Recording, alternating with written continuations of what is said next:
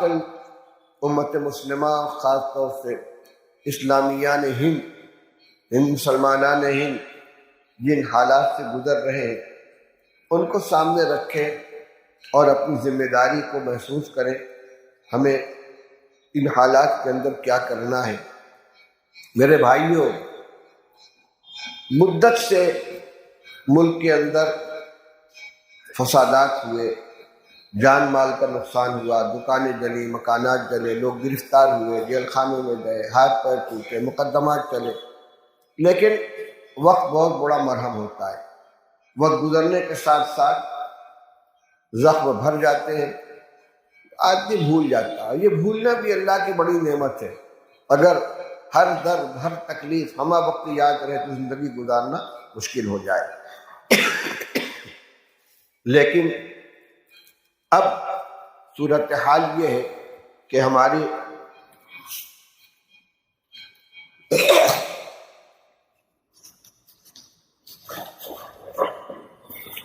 صرف جان اور مال کا مسئلہ نہیں ہے. اب براہ راست ہمارے ایمان پہ حملہ ہو رہا ہے، ایمان پہ ڈاکہ ڈالا جا رہا ہے، چھینا جا رہا ہے، تباہ کیا جا رہا ہے. اور یہ مفروضہ نہیں ہے. ہزاروں کی تعداد میں مسلمان بچیاں ایمان سے ہاتھ دھو کر غیر مسلم نوجوانوں کے ساتھ اپنا رشتہ استوار کر چکی ہیں. کچھ شادی کے اس کے نام پر، کچھ ویسے ہی بغیر شادی کے، یا تو ان کا مذہب قبول کر کے یا بظاہر اپنے کو مسلمان باقی رکھتے ہوئے. یہ صورتحال رک نہیں رہی اور کوئی علاقہ اس سے محفوظ نہیں ہے. بڑے اچھے اچھے گھرانوں کے اندر، دیندار گھرانوں میں، بلکہ یہاں تک معلوم ہوا مغربی یو پی میں ایسے خاندان میں اور ایسے علاقے میں جہاں علماء کی کثرت ہے، وہاں کی کئی بچیاں غیروں کے ساتھ چلی گئی. خود ہمارے بنارس میں زیادہ تعداد تو شمالی بنارس کے اندر ہے.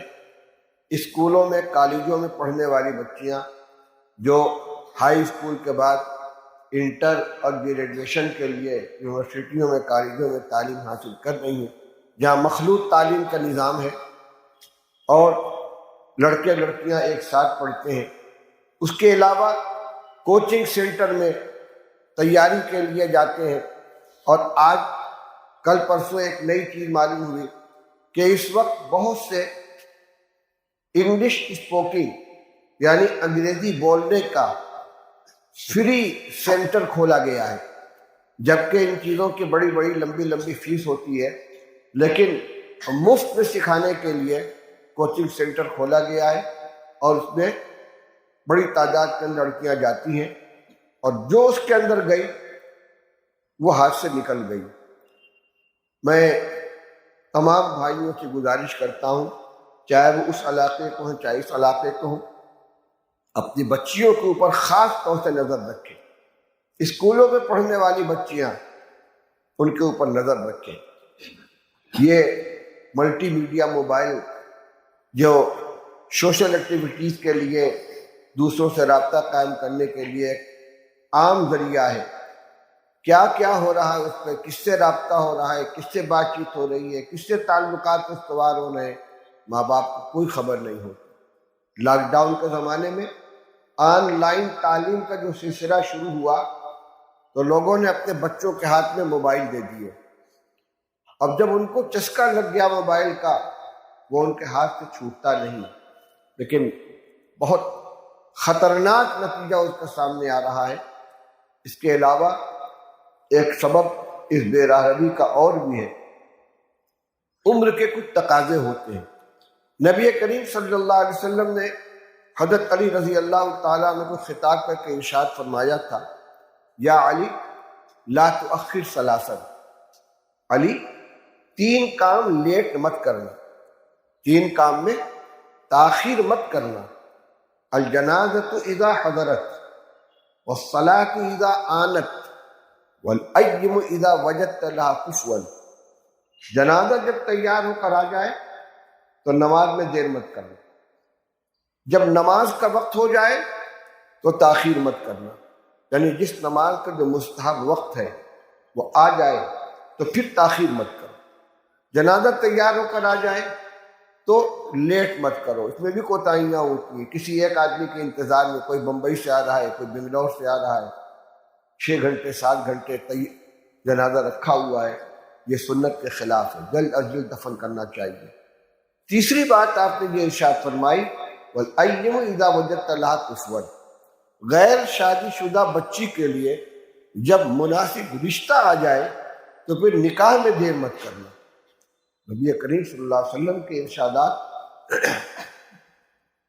بڑے جامع ہوتے ہیں اور بہت دور رس نتائج کے اور فوائد کے حامل ہوتے ہیں۔ ایک مختصر سے جملہ ہے کہ اگر مناسب رشتہ آ جائے تو لڑکی کے نکاح میں دیر مت کرنا۔ آج کل کچھ قانونی دقتیں ہیں عمر کے اعتبار سے، لیکن اس عمر کے پار ہو جانے کے بعد تو کوئی رکاوٹ نہیں ہے کالجوں میں پڑھنے کے لیے اور اونچے خاندان میں رشتہ کرنے کے لیے۔ اسی طرح رسم و رواج پورا کرنے کے لیے پیسوں کا انتظام کرنے میں کافی دیر ہو جاتی ہے نکاح کرنے کے اندر، لڑکوں کے اور اس سے زیادہ لڑکیوں کے۔ پھر جب ان کے جذبات بھڑکتے ہیں اور ان کو بہکانے والے مل جاتے ہیں تو ان کو غلط راستے کے اوپر لے کے چلے جاتے ہیں۔ مجموعے میں کہتے ہوئے شرم معلوم ہوتی ہے، لیکن یہ واقعات ہیں کہ ان کوچنگ سینٹروں میں جو بچیاں پڑھتی ہیں ان کو ان کے غیر مسلم دوست سیکس کے کیپسول کھلاتے ہیں، جس سے ان کے جذبات بھڑکتے ہیں اور پھر وہ غلط کاری کے شکار ہو جاتی ہیں، ان کے ساتھ ہوٹلوں میں جاتی ہیں۔ میرے بھائیوں، یہ شرم سے ڈوب بننے والی چیز ہے۔ اسی لیے آج ہمارے اکابر تمام کے تمام بہت زیادہ زور دے رہے ہیں کہ اپنے بچوں کی دینی تعلیم کا اہتمام کیا جائے، مکاتب میں ان کو پڑھایا جائے، خاص طور سے منظم مکاتب میں، اس لیے کہ لوگ عموماً مدرسوں میں بچوں کو داخل نہیں کرتے۔ اسلامیہ مدرسہ ہے، رحمانیہ مدرسہ ہے، حمیدیہ رضویہ ہے، غریب بچے وہاں جائیں گے، لیکن جو خوشحال لوگ ہیں وہ انگلش میڈیم اسکول میں اپنے بچوں کو بھیجیں گے۔ اچھا ڈریس ہو، اچھی پوشاک ہو اور سج دھج کے وہ گھر سے نکلے، گاڑی آئے دروازے پر، ٹھیک ہے، اللہ نے دیا ہے، منع نہیں ہے، لیکن جہاں آپ ان کی دنیا سنوارنے کے لیے، اچھی تعلیم دلانے کے لیے اسکول میں بھیج رہے ہیں تو وہاں اس کا بھی اہتمام ہونا چاہیے کہ ان کی دینی تعلیم کا پورا نظم ہو۔ اب اس کی 2 صورتیں ہیں، یا تو آپ ایسے انگلش میڈیم اسکولوں کا انتخاب کریں کہ جہاں بچوں کی معقول دینی تعلیم کا نظام ہو، ان کو قرآن پڑھایا جائے، ان کو تعلیم الاسلام جیسی کتاب پڑھائی جائے، ان کو ایمان سکھلایا جائے، کلمہ سکھایا جائے، نماز سکھائی جائے، اردو زبان سکھائی جائے، وہ اپنا وہاں کا نصاب پورا کرنے کے ساتھ ساتھ ضروری دینی معلومات کے حامل بن جائیں۔ ایسے انگلش میڈیم اسکول میں بیٹھائیے، کوئی حرج کی بات نہیں ہے، لیکن اگر بچے ان اسکولوں میں تعلیم حاصل کر رہے ہیں جہاں دینیات کا کوئی حصہ نہیں ہے یا بہت کمزور ہے تو ان کو جز وقتی مکاتب کے اندر ضرور داخل کریں تاکہ ان کا قرآن درست ہو، ان کا کلمہ درست ہو، ایمانیات کو وہ جانے۔ بچپن کی تعلیم نقش کل حجر ہوتی ہے، بچے کو بچپن میں جو سکھایا جائے گا وہ پتھر کی لکیر بن کر اس کے دل کے اوپر نقش ہو جائے گا۔ اس لیے مکتبی تعلیم کا بہت زیادہ اہتمام ہونا چاہیے، اور جہاں جہاں مکاتب نہ ہو وہاں مکاتب قائم کیے جائیں۔ بچیاں جو اسکول میں جا چکی ہیں، اگر ان کا ابتدا میں دینی تعلیم کا کوئی انتظام نہیں کیا گیا ہے تو ماں باپ کی ذمہ داری ہے کہ گھر کے اندر ٹیوشن پڑھانے والی معلمات کو رکھ کر ان کو قرآن پڑھائیں، ان کو دینیات پڑھائیں، اور سب سے زیادہ ضرورت اس بات کی ہے کہ ان کی نگرانی کی جائے، ان کے موبائل کو چیک کیا جائے، اس کے میموری کو دیکھا جائے، ان کے فون کی آمد و رفت کہاں ہو رہی ہے، ان کے میسج کو دیکھا جائے تاکہ پتہ چلے کہ ان کے تعلقات کن سے ہیں، کہاں آنا جانا ہے۔ اگر اسکول ہی بھی جا رہی ہیں تو سرپرست ساتھ میں جائیں اور ساتھ میں لے کر آئیں۔ اور صحیح بات یہ ہے کہ ہمارے بڑوں کے یہاں جو نظام تھا کہ بچیوں کو اتنی تعلیم دلائی جائے کہ وہ گھر گرہستی کو سنبھال سکیں، اردو دے جان لیں، تھوڑی سی ہندی، تھوڑی سی انگریزی، کچھ حساب کتاب، جو ہمارے اپنے انتظام کے جو مدارس ہیں، اپنے اسکول ہیں، 8 تک، زیادہ سے زیادہ 10 تک تعلیم کے بعد بھی ضرورت پوری ہو جاتی ہے۔ شاذ و نادر وہ بچیاں ہوں گی کہ جو اعلیٰ تعلیم حاصل کرنے کے بعد کہیں ملازمت کریں۔ اگر ان کی ملازمت اپنے کسی اسکول میں ہے کہاں تک تو ٹھیک ہے، لیکن وہ کسی سرکاری دفتر میں نہیں جائیں گی، وہ پولیس محکمے میں نہیں جائیں گی، آفس کے اندر نہیں جائیں گی، تو پھر یہ گریجویشن کی کیا ضرورت ہے؟ اس لیے ایمان کی حفاظت، اخلاق اور معاملات کی حفاظت ان کی اعلیٰ تعلیم سے زیادہ اہم ہے۔ اسی لیے بعض بڑوں کی زبان سے یہ جملہ نکلا کہ ایسی تعلیم سے تو جاہل رہنا بہتر ہے۔ ایک مسئلہ یہ کہنے کا ہے، دوسرا ایک فتنہ اس وقت میں شکیل بن حنیف کے نام سے چل رہا ہے۔ شکیل بن حنیف نام کا ایک شخص جو بہار میں پیدا ہوا، اور اس نے دعویٰ کیا پہلے کہ میں مہدی علیہ السلام ہوں، اور پھر یہ دعویٰ کیا کہ میں عیسیٰ علیہ السلام ہوں، اور دھیرے دھیرے اس کے ماننے والے پیدا ہونے لگے، اب بڑی تیزی کے ساتھ ان کی تعداد میں اضافہ ہو رہا ہے۔ بنارس میں بھی اس کے ماننے والے آ چکے ہیں، اسکولوں میں، یونیورسٹیوں میں، جامعہ ملیہ میں، جواہر لال نہرو یونیورسٹی میں، ہمدرد یونیورسٹی میں، ان جیسی یونیورسٹیوں کے اندر ایک دو تعلیم متاثر ہو کر آہستہ آہستہ دوسروں کو متاثر کرتے ہیں۔ اس کے علاوہ مسجدوں میں نمازیوں کی شکل میں آ کر کانا پھوسی کرتے ہیں اور دوسروں کو اپنا ہمنوا بنا لیتے ہیں۔ وہ شکیل بن حنیف کے مہدی اور عیسیٰ ہونے پر ایمان لے آتے ہیں۔ میں نے ابھی رمضان مبارک میں ایک پیغام عام کیا تھا کہ مساجد کے ائمہ اور متولیان توجہ فرمائیں۔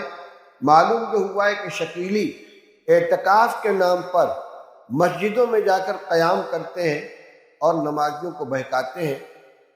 اس کے بعد کئی جگہ سے یہ اطلاعات آئی ہیں، اور بعض لوگوں نے ویڈیو بنا کر موبائل کے اوپر وائرل کیا ہے۔ آدمی پکڑے گئے ہیں، بڑی لمبی لمبی داڑھی، کرتا ٹوپی، دیندار کی شکل، اور وہ معلوم ہوا کہ کئی سال کی مسجد میں یہاں اعتکاف کر رہے ہیں، ایک اہل حدیث کی مسجد میں، ایک ہم لوگوں کی مسجد میں، اور ان سے مائک کے سامنے ان سے اقرار کرایا گیا۔ وہ کہتے ہیں صاف صاف کہ میں شکیل بن حنیف صاحب کو عیسیٰ بھی مانتا ہوں، مہدی بھی مانتا ہوں۔ عجیب بات ہے، عیسیٰ علیہ السلام مریم علیہ السلام کے بیٹے کب کے پیدا ہوئے، آسمان کو اٹھا لیے گئے۔ حضرت مہدی کے بارے میں رسول اللہ صلی اللہ علیہ وسلم نے فرمایا ہے کہ ان کا نام محمد ہوگا، ان کے والد کا نام عبداللہ ہوگا، وہ میری اولاد میں سے ہوں گے۔ حضرت علی رضی اللہ تعالیٰ نے فرمایا کہ میرا یہ بیٹا حسن یہ سردار ہے، اور اس کے نسل سے ایک شخص پیدا ہوگا جس کا نام رسول اللہ صلی اللہ علیہ وسلم کے نام کے مطابق ہوگا، باپ کا نام آپ کے باپ کے نام کے مطابق ہوگا، یعنی وہ مہدی علیہ السلام ہوں گے۔ ایک زمانہ ہوگا جس میں حضرت مہدی بھی آئیں گے، حضرت عیسیٰ علیہ السلام آسمان سے نازل ہوں گے۔ اسی زمانے میں دجال کا خروج ہوگا، اسے قتل کیا جائے گا۔ ساری نشانی علامتیں موجود ہیں۔ یہ سمجھ میں نہیں آتا ماننے والوں کو کہ شکیل بن حنیف دربھنگہ میں پیدا ہونے والا وہ عیسیٰ ابن مریم کیسے ہو گیا، اور شکیل بن حنیف محمد ابن عبداللہ جو حضرت رسول اللہ صلی اللہ علیہ وسلم کے اولاد میں سے ہوں گے وہ کیسے ہو گیا۔ اس کے علاوہ جو علامات بیان کی گئی ہیں، روایت سے معلوم ہوتا ہے کہ ایک خلیفہ کا انتقال ہوگا، لوگ دوسرے خلیفہ کے انتخاب کے سلسلے میں پریشان ہوں گے۔ اتنے میں حضرت مہدی مدینہ سے مکہ کے لیے نکلیں گے، لوگ ان کو جا کر پکڑ لیں گے اور ان کو جو بھاگنا چاہیں گے اس ذمہ داری کو قبول نہیں کرنا چاہیں گے، لیکن لوگ ان کو لے کر مکہ مکرمہ جائیں گے اور مقام ابراہیم اور حجر اسود کے درمیان ان کے ہاتھ پہ خلافت کی بیعت کی جائے گی۔ وہ خود نہیں کہیں گے کہ میں مہدی ہوں،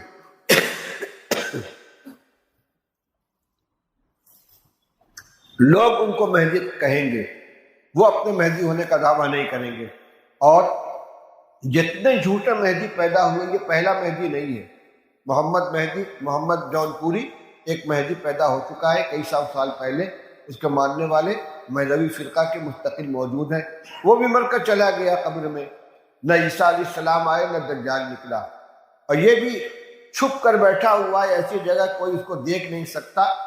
جب کوئی اس کے اوپر ایمان لاتا ہے تو کئی مرحلوں سے گزرنے کے بعد خفیہ طور سے لے جا کے اس کے ہاتھ پہ بیعت کرائی جاتی ہے۔ ان ساری کھلی حقیقتوں کے باوجود جن کے جو بہکے ہوئے لوگ ہیں اس پر ایمان لا رہے ہیں، وہ ہمارے ہی جیسی شکل صورت والے لوگ ہوتے ہیں۔ اس لیے یہ مجمع عام میں یہ بات اس لیے کہہ رہا ہوں کہ خدا نہ خواستہ کوئی ایسا شخص اس طرح کی باتیں کرتا ہوا ملے تو ذمہ دار لوگوں کے پاس، علماء کرام کے پاس اس کو لے کر جائیں اور اپنے گھر والوں کو، اپنے بچوں کو، اپنی بچیوں کو ان سے بچائیں۔ ان کی عورتیں گھروں کے اندر جا کر عورتوں میں تبلیغ کر رہی ہیں، ان کے طلبہ اسکولوں کالجوں میں تبلیغ کر رہے ہیں، ان کے نمازی مسجدوں میں تبلیغ کر رہے ہیں۔ پہلے قادیانیت کا فتنہ تھا اور موبائل کے ذریعے محمد علی انجینئر ہے، راشد شاز ہے اور غامدی ہے پاکستان کے اندر، ان لوگوں کے فتنے نوجوانوں کے لیے خطرناک بنے ہوئے تھے۔ اب ایک یہ شکیل بن حنیف کا فتنہ آ گیا ہے۔ اس لیے میں نے کہا تھا کہ پہلے مسئلہ تھا ہماری جان مال کا، اب براہ راست ایمان ہمارا جا رہا ہے، ایمان سے محروم کیا جا رہا ہے۔ اس لیے ایمان بچانے کی اپنی اور اپنے نسلوں کی فکر کریں۔ اللہ تعالی ہمیں اس کی توفیق نصیب فرمائے۔ وآخر دعوانا الحمدللہ رب العالمین۔ اسی طرح اور بھی مختلف موضوعات پر بیانات سننے کے لیے اور دینی مسائل جاننے کے لیے، مزید اسلامی معلومات حاصل کرنے کے لیے ہمارے اس یوٹیوب چینل کو سبسکرائب کر لیں، لائک، شیئر اور کامنٹ کرنا نہ بھولیں۔ جزاکم اللہ خیرا و احسن الجزاء۔